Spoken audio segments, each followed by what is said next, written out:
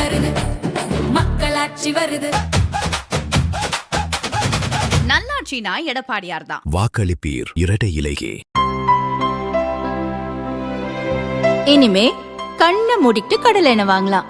ஏன்னா மந்த்ரா கடலை எண்ணெய் இதயத்தின் தயாரிப்பு. வறுக்க பொரிக்க ஏன் எல்லா சமையலுக்கும் மந்த்ரா தான். மந்த்ரா கடலை எண்ணெய், அபார ருசி, ஆரோக்கியமான உடல் நலம். தருமபுரி மாவட்டம் பாப்பிரெட்டிப்பட்டியில் சசிகலா கட்சி போட்டியிடும் நிலையில் சுயேட்சை வேட்பாளரை தன் வேட்பாளராக பாமக நிறுவனர் ராமதாஸ் அறிவித்துள்ளார். இது தொடர்பாக நேற்று அவர் வெளியிட்ட அறிக்கையில், தருமபுரி மாவட்டம் பாப்பிரெட்டிப்பட்டி சட்டசபை தொகுதியில் போட்டியிடும் தமிழ்ராஜின் ஆதரவு பெற்ற வேட்பாளர். அவருக்கு சிலிண்டர் சின்னத்தில் ஓட்டளித்து வெற்றி பெற செய்ய வேண்டுமென வேண்டுகோள் விடுத்துள்ளார். சசிகலாவின் அனைத்திந்திய புரட்சித் தலைவர் மக்கள் முன்னேற்றக் கழகம் கட்சியுடன் கூட்டணி அமைத்துள்ள ராமதாஸ் 30 தொகுதிகளில் வேட்பாளர்களை நிறுத்தியுள்ளார்.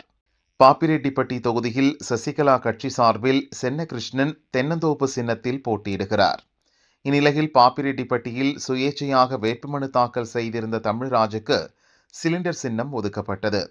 அவருக்கு ராமதாஸ் ஆதரவளித்திருக்கிறார். கூட்டணிக்குள் இன்னும் என்னென்ன குழப்பம் நேரப்போகிறதோ என இரு தரப்பினரும் அச்சப்படுகின்றனர்.